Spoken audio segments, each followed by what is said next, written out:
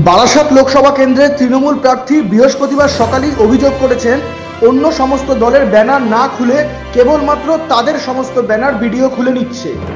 সেই সঙ্গে তিনি জানিয়েছেন এই নিয়ে তিনি নির্বাচন কমিশনে অভিযোগ জানাবেন। এবার সেই নিয়ে প্রতিক্রিয়া দিলেন বারাসাত লোকসভা কেন্দ্রের বিজেপি প্রার্থী স্বপন মজুমদার।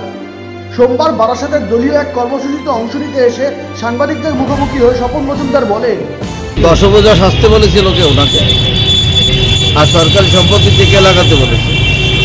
উনি কি আইনের ঊর্ধ্বে না? ক্ষমতা সব জায়গায় দেখাতে হবে। উনি বলছেন ভুলে গিয়েছে এটা নির্বাচন, এটা টিএমসি দল নয়, চোরেদের আড্ডাখানা নয়। উনি যেটা দাবি করছেন ব্যক্তিগত প্রপার্টিতে কোনো এমসিসি খোলে না, এটা ফালতু অভিযোগ, এলিগেশন লাগাচ্ছে।